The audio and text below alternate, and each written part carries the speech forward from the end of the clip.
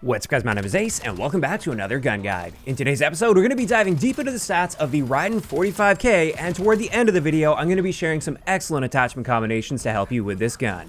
And starting it off, as always, let's have a look at our rate of fire, which is 909 rounds per minute. That's quite a solid rate of fire in this game, even for an SMG. And this gun is going to be a 5 to 8 shot kill, although interestingly, its first two damage ranges are going to be a 5-shot kill, and then it immediately jumps up to a 7-shot kill after that. So it actually skips a 6-shot kill range. And that means you do see a pretty big time to kill spike there. And speaking of time to kill, in our 5-shot kill range, we are killing in 264 milliseconds, which is worse than average for an SMG. Now, it's not a bad time to kill by any means, relative to most of the guns in the game. It's just for an SMG up close, it's a little bit on the slower side. As for headshots, generally speaking, they're pretty bad on this gun. Surprisingly, even when using the damage barrel or the headshot barrel, even then, you're going to need to mix multiple headshots in at any range in order to reduce the number of shots to kill. And as a result, unless you're going for camo challenges, I wouldn't bother trying to hit the head. Now after that, let's have a look at our damage ranges.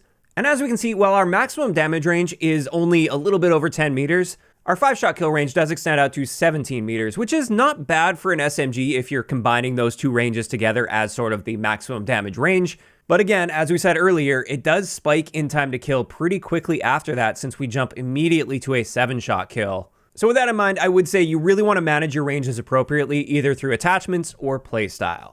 Then after that, taking a look at our bullet velocity, it's just a little bit below average for an SMG, but really not out of the ordinary at 530 meters per second. Now, of course, if you want to increase either our range or velocity values, we have the long barrel, velocity barrel, and hybrid barrel, and you can see all the values stated there. Also, with rapid fire, it's worth noting we get quite a nice boost to our rate of fire. It will boost it all the way up to 1,034 rounds per minute, giving us a very noticeably better time to kill potential. However, this hurts our range and velocity values by 10%, and the recoil also becomes quite difficult to control. That is a key thing to point out, but we'll look at recoil in just a little bit for this gun.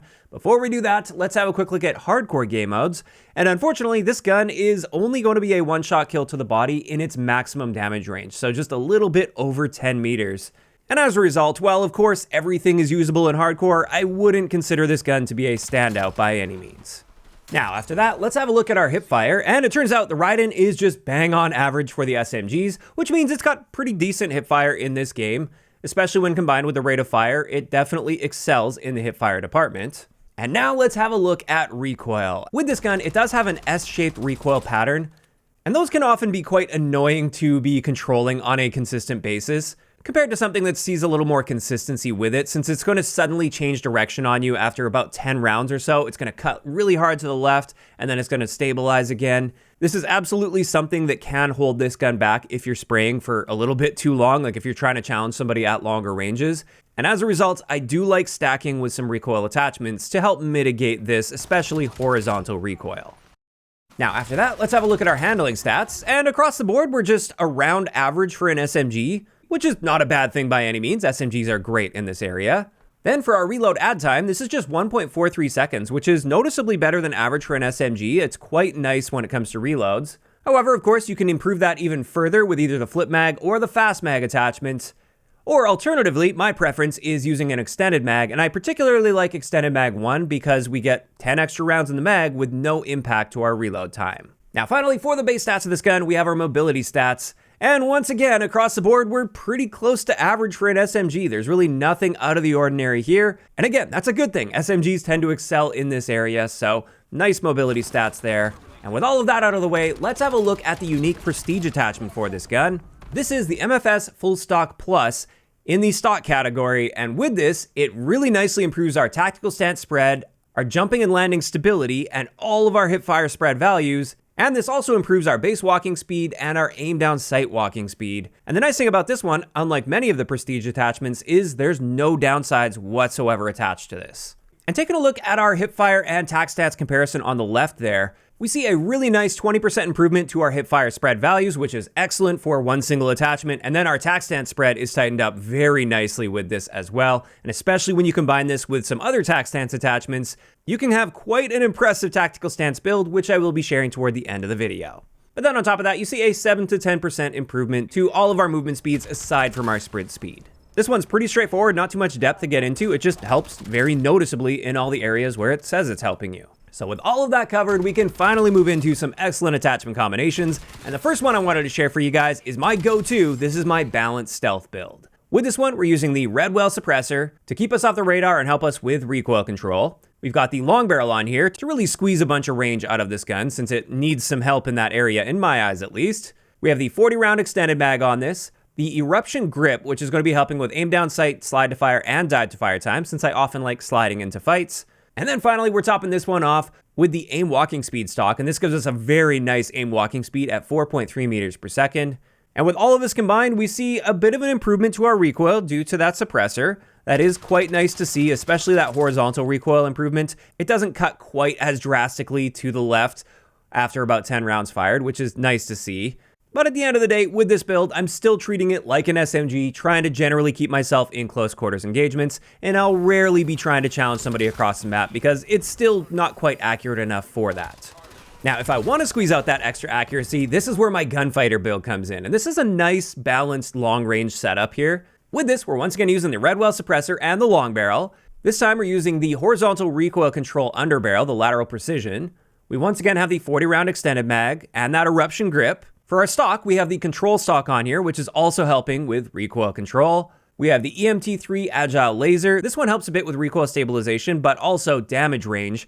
And then finally, we're topping this off with the overpressured ammo to give us a boost to our damage range and our bullet velocity value. And with all of that combined, we see a roughly 55% improvement to our damage ranges. And this means our new 5-shot kill range is 26 meters.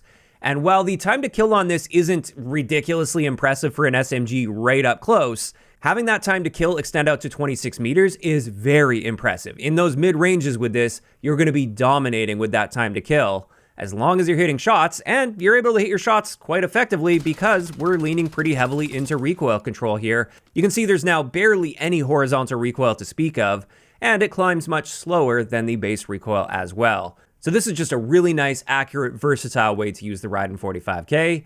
However, we have one last class to share, and as promised, this one is going to be with the Prestige attachment. This is my Hipfire and tack stance build. With this one, we have the Hawker Hybrid for our muzzle. This one's going to be helping with Hipfire as well as our tack stance spread, and it helps with slide to fire and dive to fire time, which is going to be nice with a setup like this.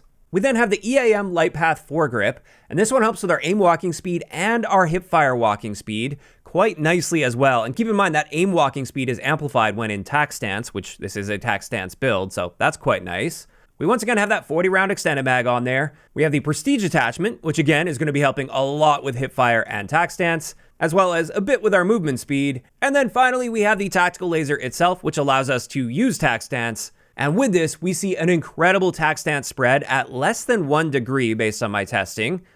That's very accurate. In fact, when you shoot at a wall, it almost looks like you're just firing a regular recoil plot that's lacking a little bit in recoil stabilization, but it doesn't look like a tight hipfire spread like you'd see with most guns. This looks more like an aim down sight recoil pattern.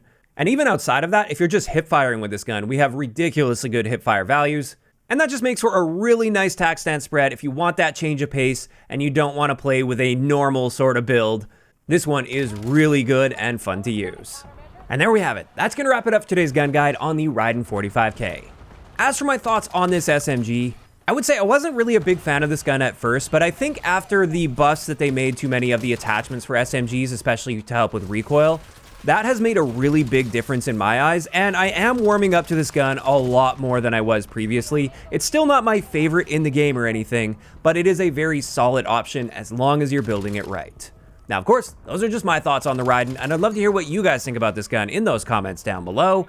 And if you guys have missed any of the previous gun guides, I will leave a link to the playlist in the description of the video. If you enjoyed this one, a like rating is always appreciated, and don't forget to subscribe for more if you haven't already. I'll talk to you guys next time.